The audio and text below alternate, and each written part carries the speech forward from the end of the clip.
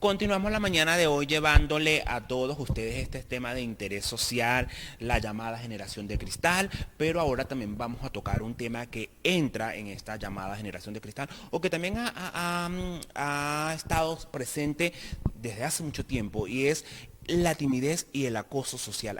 Hay personas que son más vulnerables, son más tímidas, son más cerradas, son más calladas, les cuesta un poco expresarse y defenderse de esos acosos. Y hay gente que es como más agresiva. Sobre todo eso se vive mucho en la escuela. Uno cuando está en esa etapa de escuela, del liceo, del bachillerato, es donde más se vive eso cuando tú eres una persona que donde de pronto te ven como que la persona más vulnerable y todos van contra ti o cierto grupito de los que son un poco más populares, por así decirlo, te hacen ese llamado acoso social.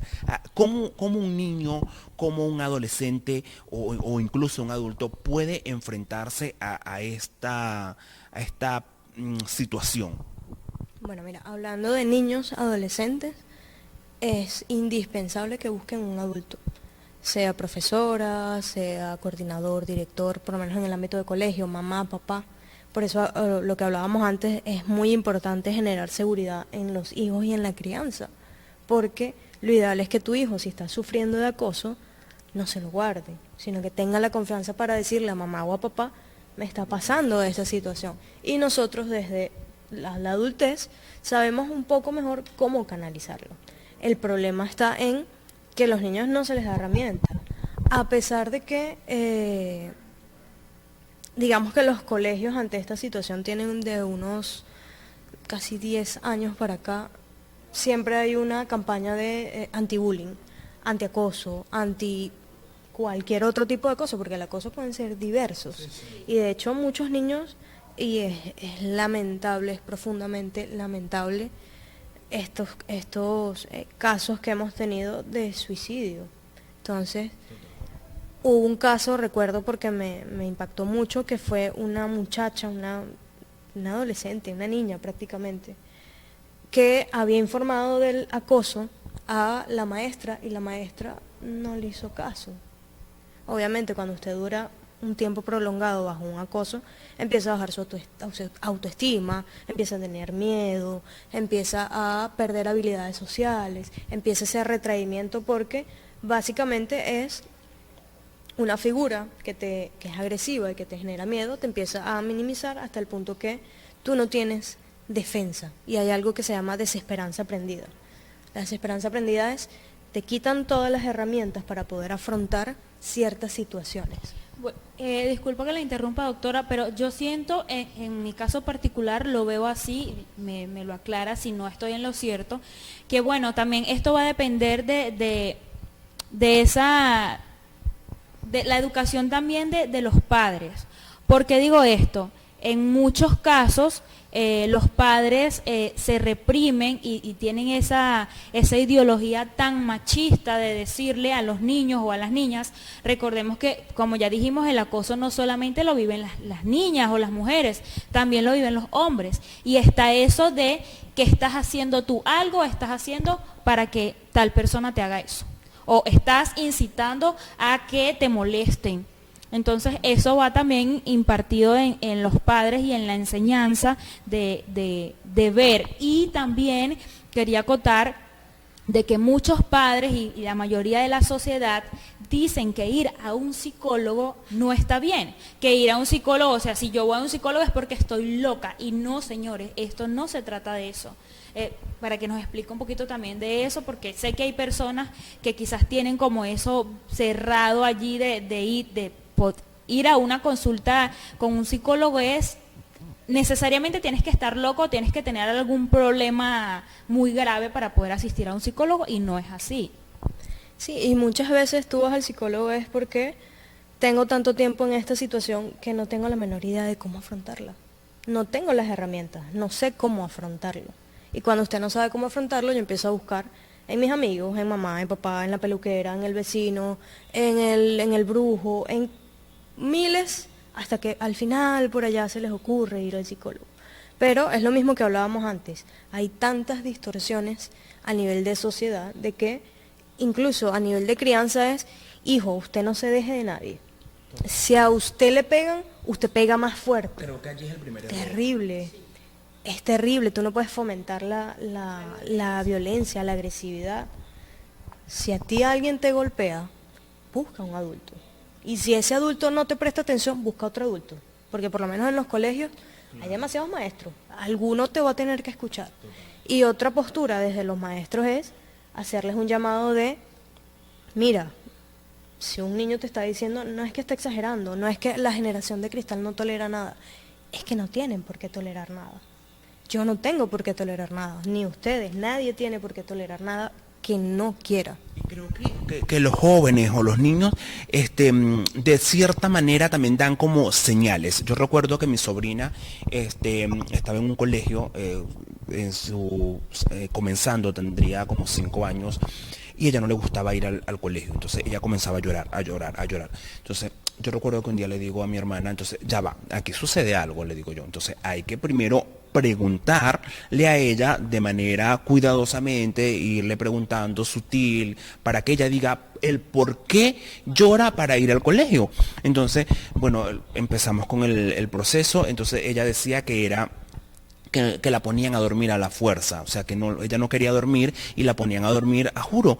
Entonces yo le digo a mi hermana, entonces hay que ir a ver si eso es cierto. Efectivamente llegó la hora como del tipo 11, mi hermana se va calladita y se queda así y los ponían a dormir a juro. Entonces los niños lloraban, unos lloraban, otros se dormían fácilmente, porque ¿qué? Los niños hay unos que sí se pueden dormir, otros que no se duermen. Otro caso que está dentro de la familia es que una joven, una adolescente, el papá la iba a buscar y que los domingos para ir a misa. Entonces ella decía, llegaba un momento en que ella decía, ay no, yo no quiero ir con mi papá. Y la mamá, ve con tu papá porque es tu papá, ve con tu papá y todo el mundo ve con tu papá. Pero entonces uno también como que nunca se lo va a imaginar. Resulta ser que ella no quería ir con el papá porque el papá abusaba de ella sexualmente. No, los niños, para mí los niños tienen algo maravilloso que es, no te ocultan nada. O sea, mientras, ya no la adolescencia, no, los niños son conductuales y hay un problema y tú lo ves. Porque, o por lo menos en la edad que son pequeños, de 4 a 6 años, o empiezan otra vez a orinarse, o no controlan los esfínter, o simplemente empiezan con esa actitud de no quiero ir, lloro, pataleo, hago berrinche. Entonces a veces la postura de acá de padres dice, no, es que está mal criado o mal criado. No, tu hijo, los hijos siempre dan señales. Los adolescentes, fácil de identificar, empiezan a bajar el rendimiento. Cuando un niño o adolescente te baja el rendimiento académico, algo está pasando. Porque es lo mismo cuando usted es adulto y a usted le pasa algo, usted baja su rendimiento en el trabajo. Cosas que hacía en el trabajo no hacía. Entonces, si tú puedes ver eso en ti, ¿por qué no lo ves en tus hijos? Los hijos siempre dan señales. A mí, a veces cuando dicen, no, es que nunca dio una señal, cuando una persona se suicida, ¿estás seguro que nunca dio una señal? Nunca en algún momento te dijo, ya no quiero vivir, ya no quiero estar más aquí. O nunca en algún momento lloró sin motivo. A veces, cuando duramos un tiempo prolongado en una situación, a usted le dicen hola y casi que llora.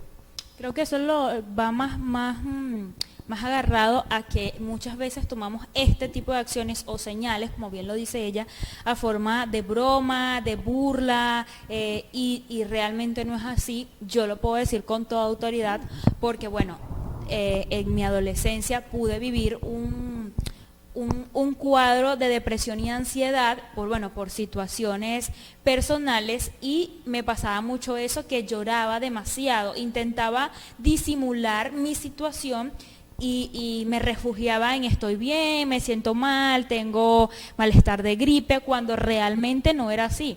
Entonces, eso también depende del círculo social en que te encuentres, de que las personas cuán tan pendientes están de nosotros, porque lo vivimos a diario. Entonces, como ya dice, siempre hay señales, y yo recuerdo que un amigo sí se daba cuenta de que algo me estaba sucediendo más allá de un malestar de gripe, porque siempre era lo mismo. Entonces, sí, nosotros sí damos señales, solo que muchas veces en adolescentes y en personas adultas, está la parte donde decimos, no quiero contar mis problemas o no quiero que se enteren de mis problemas porque quizás no quiero dar lástima.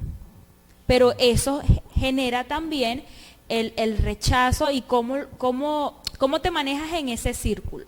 Porque yo lo viví, entonces siempre hay señales, pero va a depender también a la persona que te quieras dirigir o que estén observando tu comportamiento y entiendan realmente la situación y quieran ayudarte. Porque hay personas que te ven así y saben que estás pasando por una situación y literal, o sea... Pero es allí donde ya uno cuando está más grande tiene que buscar la mano del experto, porque de pronto los papás nos tienen las herramientas, ellos nos aman, nos adoran y todo, pero hay personas que son muy cerradas, no tienen como los estudios realizados, entonces tenemos que buscar la ayuda de estas personas, de los expertos que estudiaron para guiarnos y saber y para darnos las directrices y las coordenadas de cómo afrontar este tipo de problemática. Exactamente, es importante siempre buscar la ayuda profesional, más allá de otra cosa. Por ejemplo, si usted le empieza una dermatitis en la piel, usted no va a ir con la vecina, te va con el dermatólogo. Entonces, siempre vamos, cuando tenemos una afección física, vamos al especialista, porque no cuando tengo una afección mental voy con el psicólogo. Y así debería ser. Bueno, vamos a hacer una pequeña pausa comercial y al regreso seguimos debatiendo este tema tan interesante y que de una u otra forma todos, porque yo creo que todos hemos sufrido de timidez y de acoso en la sociedad.